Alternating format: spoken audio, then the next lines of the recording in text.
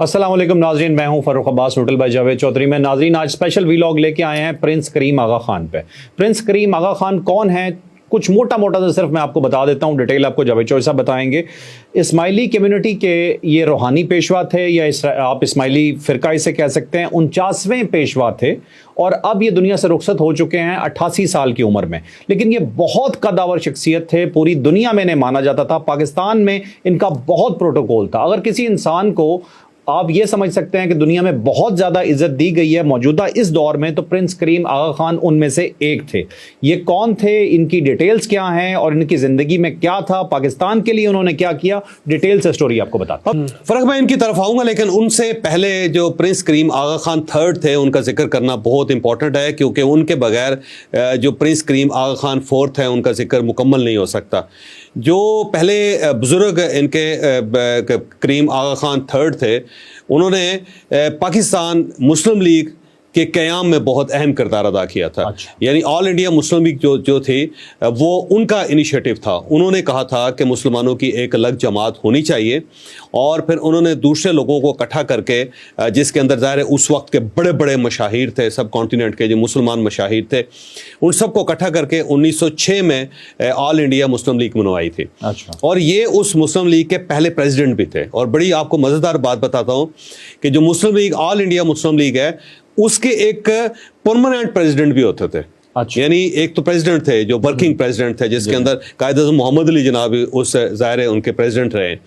एक थे working president, लेकिन एक परमानेंट प्रेसिडेंट थे कि जो पूरी जिंदगी उनके प्रेसिडेंट रहे हैं। एजाजी जिन्हें एजाजी आप कह सकते हैं, लेकिन उनका नाम परमानेंट प्रेसिडेंट था, उनका ओहदा परमानेंट प्रेसिडेंट था। वो थे प्रिंस करीम आगा खान थर्ड। वो 1957 तक 1957 तक ऑल इंडिया मुस्लिम लीग जो थी उसके वो प्रेसिडेंट रहे। तो मुस्लिम लीग के क़याम, मुस्लिम लीग की तश्कील के अंदर उनका बड़ा अहम किरदार था। मुसलमानों को एक प्लेटफार्म पे रखना, उसके अंदर बड़ा अहम किरदार था। फिर 3 गोल मेज कॉन्फ्रेंस हुई इंग्लैंड के अंदर, और वो भी प्रिंस करीम आगा खान का इनिशिएटिव था। उन्होंने कहा था जी कि मुसलमानों को भी शामिल करना चाहिए, और बैठ के ब्रिटिश गवर्नमेंट के साथ हमें मामला सेटल करने चाहिए, क्योंकि बहुत ज़्यादा हालात ख़राब है। और आने वाले दिनों में जब ये वर्ल्ड वार सेकंड ख़त्म होगी तो इंडिया हो सकता है डिवाइड हो जाए, और अगर मुसलमान इस वक्त इस इनिशिएटिव का फ़ायदा नहीं उठाते तो कभी मुसलमान आज़ाद नहीं हो सकेंगे। तो ये भी उनका इनिशिएटिव था। फिर उसमें इलामा इकबाल भी गए। फिर कायद-ए-आज़म मोहम्मद अली जना जब इंग्लैंड चले गए तो वो उनको वापस लाने में इलामा इकबाल का बहुत किरदार था, लेकिन उसके अंदर प्रिंस करीम आगा खान का भी बहुत किरदार था। उन्होंने भी उनसे कहा था, क्योंकि उनसे कहा गया कि आप भी फौरी तौर पे इंडिया जाएं। तो इस तरह नाराज़ होकर इंग्लैंड के अंदर बैठ जाना, इसका कोई ख़ास फ़ायदा नहीं है। तो आपको मुसलमानों की क़यादत करनी चाहिए। तो जो प्रिंस करीम आगा खान थर्ड थे, उनका बड़ा कंट्रीब्यूशन है इस पूरे रीजन में, फिर पाकिस्तान की तश्कील में, फिर मुस्लिम लीग की तश्कील के अंदर, फिर पाकिस्तान को डेवलप करने में। और जब पाकिस्तान बना तो उस वक्त भी आगा खान ने बहुत ज़्यादा कंट्रीब्यूट किया था। अच्छा, ये गवादर एक जगह है, जैसे आप जानते ही हैं, अब तो पूरी दुनिया जानती है। अब ये ज़हन में रखें कि जो आगा खान कम्युनिटी है या इस्माइली कम्युनिटी है, ये 2 जगहों पे पाकिस्तान में बहुत ज़्यादा है। एक तो गिलगित बल्तिस्तान, ये हुंसा की तरफ है, वहाँ पे बहुत ज़्यादा है। और उसके बाद अगर कहीं पाकिस्तान में आगा खानी या इस्माइली ज़्यादा हैं तो वो गवादर के अंदर है। तो 2 जगहों पे, एक तो गिलगित में और उसके साथ साथ हुंसा में, और साथ साथ जो गवादर के अंदर यहाँ पे। और ये दोनों जो जगह हैं ये आगा खान के कहने पे यहाँ पे कम्युनिटी जो रह रही है। और आगा खान सोम ने ये कहा था इस कम्युनिटी को कि आपने अपनी 1 इंच ज़मीन भी बेचनी नहीं है। ना आपने हुंसा से बेचनी है और ना आपने गवादर से बेचनी है। अच्छा। और ये 1930 में, 1932 में, 1933 में, यानी पाकिस्तान बनने से पहले, चाइना बनने से पहले, उन्होंने अपनी कम्युनिटी को बताया था कि एक सड़क बनेगी यहाँ पे।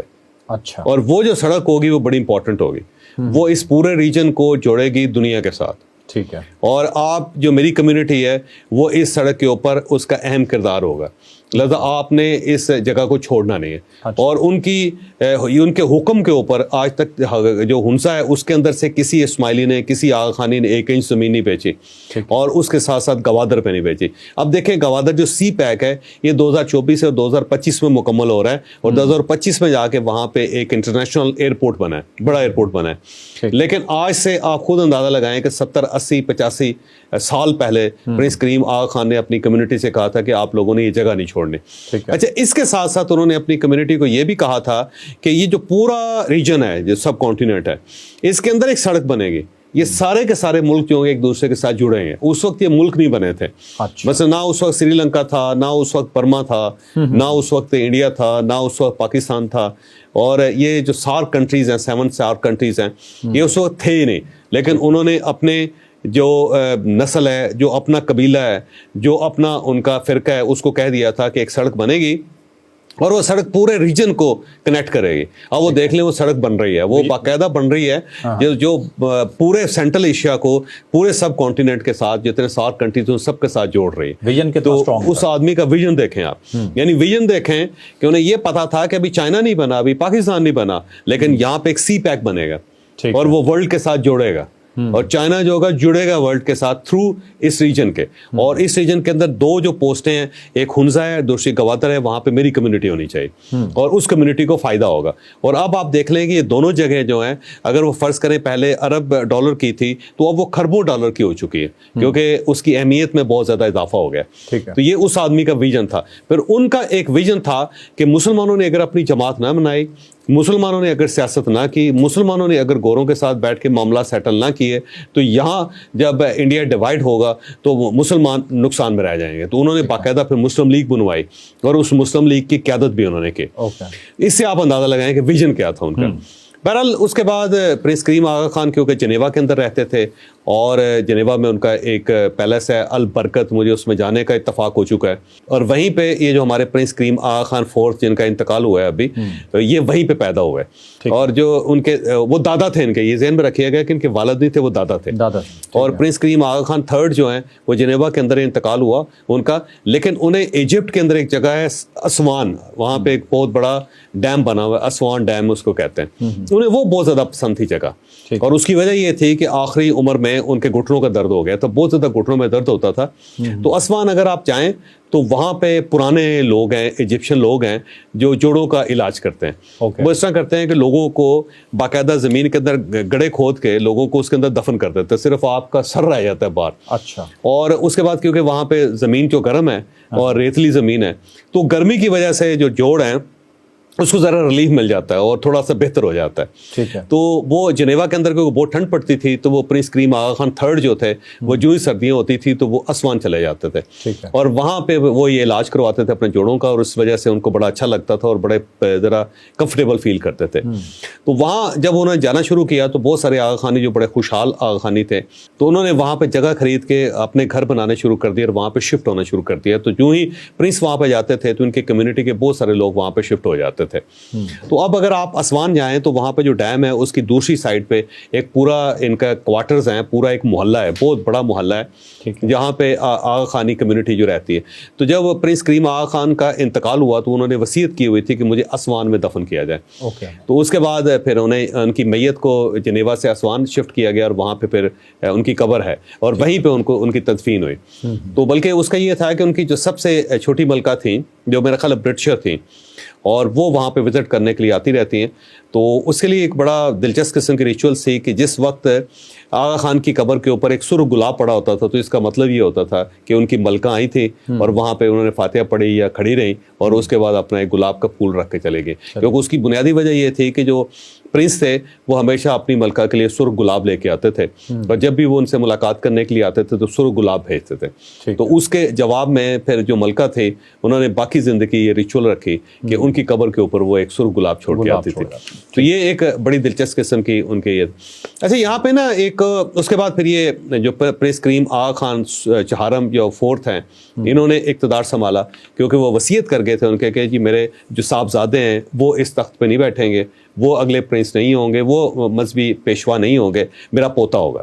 تو یہ اس وقت ہارورڈ یونیورسٹی میں پڑھ رہے تھے, 20 ایئرس ان کی ایج تھی, تو انہیں فوری طور پہ پرنس بنایا گیا. پھر انہوں نے یہ جو ظاہر ہے انہوں نے پیشوائی سنبھالی اپنے پوری کمیونٹی کی, انہوں نے بڑی پھر خدمت کی, بڑی مدد کی. اب آغا خانیوں کے اندر ایک اور بڑی دلچسپ قسم کی عادت ہے, بلکہ بہت ساری دلچسپ باتیں ہیں, میں مزیدار قسم کی عادتیں بتاتا ہوں. ایک تو یہ ہے کہ جو آغا خانی جو کچھ کماتا ہے اس میں 12.5% جو ہے وہ سیدھا جماعت خانے کو چلا جاتا ہے. آپ سمجھے کہ زکوٰۃ ہے, مطلب اپنی کمیونٹی کو. زکوٰۃ آپ سمجھیں کہ 12.5% آپ کی انکم جو ہے تو اس کے اوپر زکوٰۃ ہے. ٹھیک ہے. اور وہ سیدھا جماعت خانے کو چلا جاتا ہے اور اس سے پھر ویلفیئر کے بہت زیادہ کام کرتے ہیں. ایک ان کی دوسرا یہ ہے کہ یہ بزنس مائنڈیڈ لوگ ہیں اور ان کے جو پیشوا تھے ان سب نے کہا تھا کہ آپ لوگوں نے نوکریاں نہیں کرنی, آپ نے بزنس کرنا ہے. اس لیے ان کے اندر آج بھی یہ ریچول ہے کہ اگر ان کا کوئی بچہ جاب کرتا ہے تو صرف 1000 دن کے لیے کرے گا, یعنی 1000 دن کے لیے جاب کرے گا اور اس دوران اس جاب کے اندر ہی وہ سوچ لے گا کہ میں نے بزنس کیا کرنا ہے, اور جو ہی وہ 1000 دن پورے ہوں گے تو بزنس کی طرف چلا جائے گا. اس لیے پوری کمیونٹی جو ہے وہ بزنس مین ہے. پھر انہوں نے بزنس بڑے زبردست طریقے سے کیے ہوئے ہیں کہ مثلا فرض کریں ایک ٹائکون ہے, جو بزنس ٹائکون ہے وہ ہوٹل انڈسٹری کے اندر ہے, جیسے ہاشوانی صاحب ہیں, تو اب کوئی اور ٹائکون جو ہے ہوٹل انڈسٹری میں نہیں آ سکے, انہوں نے ایک دوسرا بزنس کرنا ہوگا. اب ایک دوسرے صاحب ہیں وہ اگر سگریٹ کا بزنس کر رہے ہیں تو ہاشوانی صاحب اس میں نہیں جائیں گے, مطلب کمپٹیشن نہیں پیدا ہوں گے, وہ الگ الگ بزنس کریں گے. اور اگر کوئی کمپٹیشن پیدا کرنے کی کوشش کرے گا تو پھر پرنس انٹرونشن کرتے تھے, وہ درمیان میں آتے تھے اور فوری طور پر منع کر دیتے. اور جو پرنس کا حکم ہے وہ ان کے لیے حکم آخر ہوتا ہے, اس کی کوئی اس کو وائلیشن نہیں کر سکتا کوئی بھی. اچھا, یہ پرنس کریم آغا خان چہارم جو تھے ویلفیئر کے بہت زیادہ ان کو شوق تھا, اور جب ان کی سلور جوبلی ہوئی تھی تو سب سے پہلے ان کو چاندی میں تولا گیا تھا. ان کو باقاعدہ ترازو میں رکھ کے دوسری سائڈ پہ چاندی ان کی جو کمیونٹی ہے وہ ڈالتی چلے گئے جب وہ تو, اور اس کے بعد پھر وہ سارا پیسہ جو تھا اس کو خراج کر دیا گیا تھا یا اس کو ویلفیئر کے کام میں. پھر اس کے بعد جب ان کی گولڈن جوبلی ہوئی تو گولڈن جوبلی کے اوپر جتنا سونا اکٹھا ہوا تھا, اور اس سونے سے بعد میں کراچی کے اندر آغا خان ہاسپٹل بنا تھا. اچھا. تو انہوں نے فوری طور پہ کہا کہ یہاں پہ کیونکہ انٹرنیشنل لیول کا ہاسپٹل کوئی نہیں ہے تو امیڈیٹلی اس کا ایک ہاسپٹل بنایا جائے. تو اس ساری رقم سے جس سے پرنس کریم آغا خان چہارم کو تولا گیا تھا, اس کے بعد پھر وہاں پہ آغا خان ہاسپٹل یونیورسٹی بنی, اور یہ پاکستان کا سب سے بہترین اور سب سے شاندار ہاسپٹل, اور یہ اس پیسے سے بنا ہے. پھر جب ان کی پلاٹینم جوبلی ہونے لگی تو اس وقت ایک بڑی دلچسپ قسم کی صورتحال پیدا ہوئی. تو جب پلاٹینم جوبلی ہونے لگی تو ظاہر ہے وہ تو آپ یہ سمجھیں کہ کروڑ روپیہ اکٹھا ہو جانا تھا. تو اس وقت پرنس کریم آغا خان نے روک دیا. انہوں نے کہا کہ نہیں, اب ہماری کمیونٹی بہت ڈیولپ کر گئی ہوئی ہے تو اب ہمیں پیسوں کی ضرورت نہیں ہے, تو اب ہم ایک نئی آرگنائزیشن بنا رہے ہیں, اور اس آرگنائزیشن کا نام تھا TKN. انہوں نے ایک آرگنائزیشن بنائی جس کا نام ہے TKN. T سے ہے ٹائم اور K سے ہے نالج اور N سے مطلب ہوتا ہے کہ نیٹ ورک, کہ ایک ایسا ادارہ کہ جس میں آغا خان کمیونٹی کا ہر شخص جس کے پاس جو بھی آرٹ ہے وہ اپنی کمیونٹی کو وہ آرٹ دے گا اور اپنا ٹائم دے گا. تو اس میں ہوتا یہ ہے کہ انہوں نے مختلف اوقات طے کیے ہوئے ہیں, مختلف ان کے جو ٹائکون ہیں, بزنس ٹائکونز ہیں, جو بڑے سکسیسفل لوگ ہیں, ان سب نے ایک شیڈیول بنایا ہوا ہے, اور وہ شیڈیول انٹرنیشنلی یہ سرکولیٹ کرتے ہیں کہ فلاں آدمی فلاں وقت کے لیے اویلیبل ہے, اور پھر یہ وہاں پہ ان کا کٹ ہوتا ہے, اور جو بھی شخص جس کے پاس جو بھی آرٹ ہوتا ہے اپنی پوری کمیونٹی کو بتاتا ہے کہ اگر آپ یہ بزنس کرنا چاہتے ہیں, اگر آپ اس فیلڈ میں آنا چاہتے ہیں تو آپ اس طرح اس فیلڈ کے اندر آ سکتے ہیں, آپ یہ بزنس کر سکتے ہیں. تو اس سے TKN نے پوری کمیونٹی کو بہت زیادہ ڈیولپ کیا, بہت بے تحاشا ڈیولپ کیا. پھر یہ اپنی کمیونٹی کا بہت خیال رکھتے ہیں. مثلا کینیڈا کے اندر انہوں نے اپنے بہت سے لوگ آباد کیے, اور اس کی بنیادی وجہ یہ تھی کہ مختلف جگہوں پہ جیسے کہ افریقہ کے اندر بہت پرابلم پیدا ہوئے, پاکستان کے اندر جب بہت زیادہ مسئلے پیدا ہونے شروع ہو گئے, انڈیا کے اندر ان کے کمیونٹی کو بہت زیادہ سفر کرنے لگی. تو یہ جو کینیڈین پرائم منسٹر ہیں, ان کے جو والد ہیں وہ بھی پرنس کریم آغا خان کے دوست ہیں. تو انہوں نے ان سے بات کر کے پھر کینیڈا کے اندر جو آغا خانی اور اسماعیلی جو کمیونٹی ہے اس کے لیے دروازے کھولے. تو وہ کینیڈا نے بہت زیادہ نیشنلٹیز تھی, اور پھر اس کی بہت زیادہ ان کی کمیونٹی جو ہے وہ کینیڈا کے اندر بھی اس وقت. اگر آپ کینیڈا کے اندر جا کے اسماعیلیز یا آغا خانیوں کو ملے تو آپ حیران ہی رہ جائیں گے. پھر 2008 میں جب ریسیشن آیا تھا تو پاکستان کے اندر آپ کو پتہ ہے کہ بہت زیادہ یہاں پہ ریسیشن بھی آ گیا, پھر کراچی کے اندر بھی بہت حالات خراب ہو گئے تھے, اور یہاں پہ کراچی کے اندر تو بڑی قتل و غارت گری ہونی شروع ہو گئی تھی. اس وقت بھی یہاں سے کمیونٹی باہر جا رہی تھی, بہت سارے لوگ جا رہے تھے, تو آغا خان نے روکا تھا. انہوں نے کہا نہیں روکو, یہ ان قریب حالات ٹھیک ہو جائیں گے اور وہاں سے واپس آنا پڑے گا آپ کو. تو یہ تھوڑا سا مشکل وقت ہے, اس کو ضرور گزار لیں. پھر الٹیمیٹلی دیکھیں 2008 کے بعد چیزوں نے ٹھیک ہونا شروع کر دیا. 2013-2014 میں جا کے چیزیں بہت ٹھیک ہو گئی تھیں. پھر جب آغا خان یہاں پاکستان آتے تھے تو ان کو ایک آپ یہ سمجھیں کہ رائل پروٹوکول دیا جاتا تھا, ایک پریزیڈینشیل پروٹوکول دیا جاتا تھا.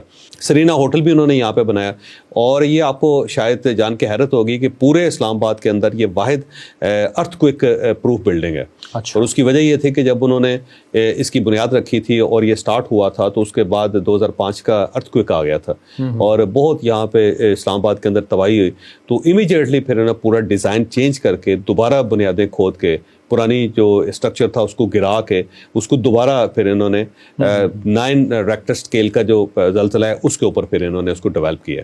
تو یہ واحد عمارت ہے کہ جو ہر قسم کے زلزلے سے پروف ہے اسلام آباد کے اندر. تب یہ اسٹیٹ گیسٹ ہاؤس بھی ہوتا ہے. ہاں اسٹیٹ گیسٹ ہاؤس بھی ہوتا ہے کیونکہ بڑا سیکیور ہے, بڑا کمفرٹیبل ہے. اچھا اس کے ساتھ ساتھ جو ہے انہوں نے ظاہر ہے ویلفیئر کے بہت کام کرتے ہیں. پھر ان کا آرٹ اینڈ کلچر کی ایک فاؤنڈیشن ہے, آغا خان فاؤنڈیشن ہے, اس کے پاس فنڈنگ ہوتی ہے. وہ میوزیمز پہ کام کرتے ہیں, وہ آرٹ پہ کام کرتے ہیں, وہ کلچر پہ کام کرتے ہیں. پرانی بلڈنگ سے خرید کے لے کے اس کو رینوویٹ کرتے ہیں, اس پراپر اسی اسٹرکچر میں رینوویٹ کرتے ہیں.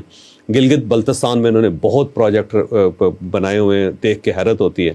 اگر آپ ہنزا جائیں تو ہنزا پاکستان کا واحد علاقہ ہے جہاں پہ آپ کو بیگر نظر نہیں آتا. ایک بھی بیگر نہیں ہے وہاں پہ, بیگنگ ہے ہی نہیں. ہر لوگ, تمام لوگ جو ہیں اپنا کام کر رہے ہیں, اپنے ہاتھ سے کام کر رہے ہیں. اور ایجوکیشن لیول بہت اچھا ہے. ایون آپ جب آپ ماسٹر کر جاتے ہیں تو آپ نے پی ایچ ڈی کرنی ہے تو فاؤنڈیشن آپ کو باقاعدہ قرضہ دیتی ہے اور دنیا کی بیسٹ یونیورسٹیز میں آپ کو پڑھاتی ہے. لیکن اس کے ساتھ ایک شرط رکھتی ہے کہ جب آپ وہاں سے پڑھ لیں گے تو پھر آپ کو واپس آنا پڑے گا گلگت اور اس یونیورسٹی میں بیٹھ کے آپ کو لوکل لوگوں کو تعلیم دینا پڑے گا. تو ان کے جتنے لوگ ہوتے ہیں, کوئی ہارورڈ کا پڑھا ہوا ہے, کیمبرج کا پڑھا ہوا ہے, کوئی آکسفورڈ کا پڑھا ہوا ہے, کوئی میونخ یونیورسٹی کا پڑھا ہوا ہے, تو جب وہ وہاں سے ایجوکیشن حاصل کر لیتے ہیں تو پھر وہ پاکستان آتے ہیں اور آ کے پھر واپس اپنی کمیونٹی کو ایجوکیٹ کرتے ہیں. تو یہ نہیں ہے کہ کوئی آپ امریکہ میں تو امریکہ ہی رہ جائیں, آپ کو واپس آنا پڑتا ہے. اور یہ ممکن نہیں ہے کہ جب آپ کو فاؤنڈیشن نے قرضہ دیا ہے تو پھر آپ نے واپس آنے آنا ہے. اسی طرح اگر آپ ہنزا جائیں تو آپ دیکھ کے بڑے حیران ہوتے ہیں. کسی بھی شخص سے آپ بات کریں تو اس کا ایک ورلڈ ویو ہے. ایسا لگتا ہے کہ جیسے یہ بندہ جو ہے پوری دنیا کی خبریں پڑھ رہا ہے اور پوری دنیا کی خبریں سن رہا ہے اور اس کے پاس بہت نالج ہوتا ہے. بہت پڑھی لکھی کمیونٹی, بہت پڑھی لکھی کمیونٹی ہے. اور آپ جائیں نا ہنزا کے اندر تو وہاں پہ جو بچیاں, لوکل بچیاں, اتنے شاندار انہوں نے صاف ستھرے کپڑے پہنے ہوتے ہیں اور ایسا لگتا ہے کہ یہ کراچی اور اسلام آباد کے اندر رہ رہی ہیں, اس ٹائپ کی. پھر لوکل جو انڈسٹری ہے وہ انہوں نے بہت زیادہ ڈیولپ کی ہے کہ وہاں اگر خوبانی ہو رہی ہے تو خوبانی کی کتنی چیزیں بن رہی ہیں, اچار بن رہے ہیں, جیم بن رہا ہے اور پھر اپنی لوکل شہد بن رہی ہے. اور یہ سارا جو مٹیریل ہوتا ہے, جو پروڈکٹس ہیں, یہ چائنا کے اندر بھی بیچتے ہیں, پاکستان کے اندر بھی بیچتے ہیں, انٹرنیشنلی بھی ایکسپورٹ بھی کی جاتی ہیں بہت. اسی طرح افغانستان کے اندر انہوں نے بہت کام کیا ہے, سینٹرل ایشیا کے اندر بڑا کام کیا ہوا ہے, پھر ایجپٹ کے اندر بڑا کام کیا ہوا انہوں نے. کیونکہ آپ کو شاید یہ جان کے حیرت ہوگی کہ ایجپٹ کے اندر ان کی گورنمنٹ رہی ہے, فاطمی گورنمنٹ جو تھی نا وہ انہی کی گورنمنٹ تھی. اور جامعہ الازہر جو ہے وہ آغا خانوں نے بنائی, آغا خان اسماعیلیوں نے بنائی ہوئی. یہ بہت بڑی جامعہ. ہاں جامعہ پہلی مسلمانوں کی یونیورسٹی تھی نا, فرسٹ یونیورسٹی تھی. اس سے پہلے ویسے مراکو کے اندر جو فیض شہر ہے وہاں پہ یونیورسٹی بنی الکیروین, جسے فرسٹ یونیورسٹی کہتے ہیں ان دا ورلڈ, جس نے ڈگری دی تھی اور مسلمان عورت نے بنائی تھی.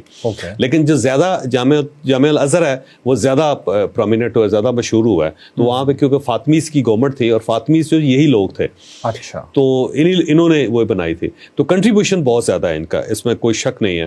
کمیونٹی ڈیولپمنٹ میں, پاکستان ڈیولپمنٹ میں, سوسائٹی کی ڈیولپمنٹ میں, اور ایک انٹرنیشنل جو امیج ہے پاکستان کو اس کو ڈیولپ کرنے میں. اور پرنس خود بہت زیادہ امیر آدمی تھے اور بزنس بہت زیادہ کرتے تھے. بہت ساری جگہوں پہ ان کے گھر تھے, بہت سارے آئی لینڈس ان کے ہیں, ان کی ملکیت ہے. امریکہ کے اندر ان کی بڑی بہت اچھی ریپیوٹ ہے. اور دوسرا یہ ہے کہ کیونکہ ڈاؤن ٹو ارتھ لوگ ہیں نا, یہ کبھی انہوں نے جو پاکستان کے لیے کیا ہے اس کی ڈینگ نہیں ماری, کبھی کسی کو بتایا نہیں ہے. پاکستان جب بھی کسی جگہ پہ پھنستا ہے تو ہمیشہ پرنس کریم آغا خان کی مدد لی جاتی تھی. ایون IMF کے اندر, ایون بہت ساری جگہوں پہ جہاں پہ بھی ہم پھنستے تھے تو الٹیمیٹلی پرنس سے رابطہ کیا جاتا تھا. اور وہی پھر یہ راستہ نکالتے تھے, وہی کیونکہ ہائیلی کنیکٹڈ پرسن تھے تو وہ اس کے بعد وہ کرتے تھے. اچھا ایک چیز جس کا ذکر کرنا بہت زیادہ ضروری ہے وہ یہ ہے کہ آپ کو پتا ہے کہ گوادر جو تھا یہ عمان کے پاس تھا, یہ بیسیکلی پاکستان کی پراپرٹی نہیں تھی. اور یہ بہت پہلے جو بادشاہ تھے کلات کے, اور انہوں نے اس طرح کیا تھا کہ اس کو گفٹ کر دیا تھا عمان کو تو وہ جو شہزادے تھے وہ ظاہر امان کے شہزادے تھے، وہاں سے انہیں نقل مکانی کرنی پڑ گئی اور وہ یہاں آ گئے. جب یہاں آئے تو خانہ قلات نے یہ ایک جگہ ان کو الاٹ کر دی، بلکہ پورا ریجن جو تھا گوادر کا وہ ان کے حوالے کر دی. اور اس کے بعد جب ان کے حالات ٹھیک ہو گئے تو وہ واپس چلے گئے تو پھر بھی خانہ قلات نے یہ جگہ ان سے واپس نہیں لے، تو یہ جگہ اسی طرح شہزادے کے پاس رہی. تو اس دوران پھر پاکستان بن گیا. جب پاکستان بن گیا تو یہ جو زمین تھی یہ اب درمیان کے اندر، پاکستان کے درمیان میں ایک انڈیپینڈنٹ ٹیریٹری تھی، ایک انڈیپینڈنٹ پراپرٹی پڑی ہوئی تھی. تو اس وقت پھر امان نے کہا کہ اس کو بیچ دیتے ہیں، ہم نکال دیتے ہیں، ہم نے کیا کرنا ہے. تو اس وقت انہوں نے پاکستان اور انڈیا دونوں کو آفر کی، تو انڈیا اس کو خریدنا چاہتا تھا. ٹھیک ہے. تو فیروز خان نون کی گورنمنٹ تھی اس وقت، وہ وزیر اعظم تھے. تو انہوں نے اس طرح کیا کہ پھر سودا کیا فوری طور پہ امان کے ساتھ کہ نہیں ہم اسے خریدنا چاہتے ہیں. تو $1 ملین کے اندر یہ سودا ہوا، اور وہ جو 1 ملین اماؤنٹ تھی وہ بھی پرنس کریم آغا خان چہارم نے 4th نے ادا کی تھی. اچھا. ہاں جی، اس طرح گوادر پاکستان کو ملا تھا. یہ بھی اس کی بیک گراؤنڈ ہے. پاکستان کا بہت بڑا لاس ہے، بہت بڑے دوست تھے پاکستان کے، ہر مشکل وقت میں پاکستان کا ساتھ دیتے تھے وہ. اب ان کی جگہ ان کے صاحبزادے پرنس رحیم الحسینی آ گئے.